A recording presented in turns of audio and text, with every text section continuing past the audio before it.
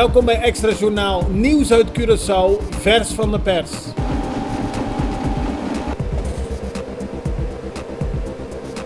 En dit is het nieuws van vandaag.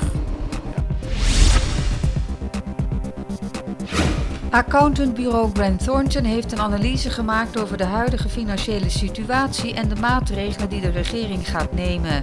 Daaruit komt onder andere naar voren dat de OB-ontheffing die nu afgeschaft wordt voor een hoop bedrijven cashflow-problemen met zich mee gaat brengen. De maatregel wordt in een te korte tijd ingevoerd. In het rapport worden verder de verhogingen op accijnzen, de afvalbelasting en de invoering van een verplichte registratie van onroerend goed bij de belastingen besproken. Het bureau stelt een overgangsperiode voor, zodat er een mogelijkheid bestaat te kijken of bedrijven die nu een vrijstelling hebben voor de import van goederen, deze mogen behouden.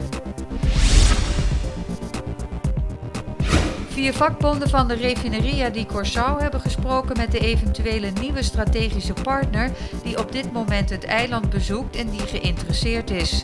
De vertegenwoordigers van Fiona spraken met de vakbonden en na afloop liet signora Adriella, woordvoerder van een van de bonden, weten dat ze niet veel informatie kon geven, maar dat het gaat om een bedrijf dat meerdere bedrijven in andere delen van de wereld heeft in de sector, maar wat voor soort bedrijf kon ze niet aangeven.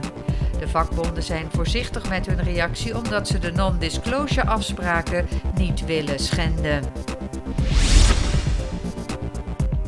Gisteren kwam de zaak Toomba van de afgelopen maandag geliquideerde Marlison Pieter en de andere verdachte Germaine Andrea voor de rechter. Het Hof heeft de zaak tegen Pieter gesloten.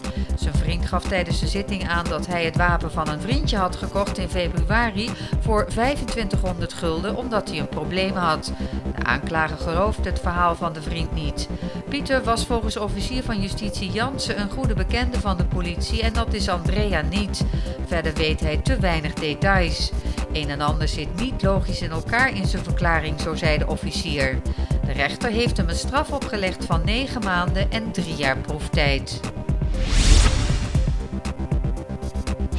Het rescue- en coördinatieteam heeft gisterochtend aan de zuidkant van het eiland een bootje aangetroffen met 4 mannen die bezig waren pakketjes overboord te gooien.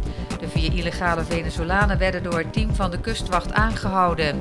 Aan boord trof men 12 pakketjes aan met een inhoud van 200 kilo marihuana. Deze zijn samen met de 4 mannen overgedragen aan de politie voor verder onderzoek.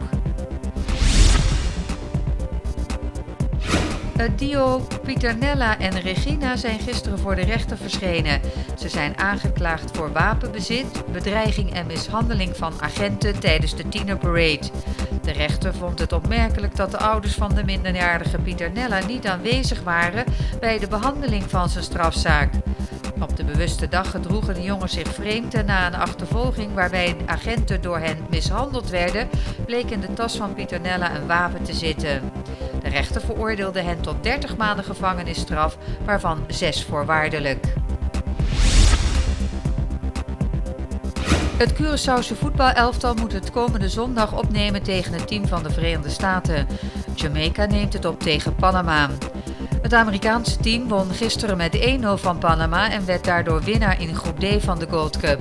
Aanstaande zaterdag worden de andere wedstrijden in de kwartfinale gespeeld tussen Haiti en Canada en Mexico tegen Costa Rica. De wedstrijd zondag wordt om 8 uur in Philadelphia gespeeld. Curaçao staat nu op plaats 79 in de FIFA-ranking. De hoogste ranking die het team ooit behaalde was plaats 75. In Medellín zijn op dit moment diplomaten uit 35 landen bijeen om te praten over een aantal belangrijke zaken die in de regio spelen. Eén daarvan is de politieke crisis in Venezuela en het vertrek van een groot aantal inwoners van het land. De secretaris-generaal van de Organisatie van Amerikaanse Staten gaf aan dat er met man en macht wordt gezocht naar een oplossing voor de situatie in Venezuela. De landen overwegen meer sancties tegen Nicolás Maduro.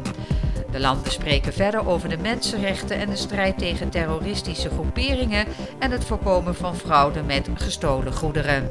Dit was Extra Journaal met nieuws uit Curaçao in het Nederlands, elke doordeweekse dag. Tot de volgende keer.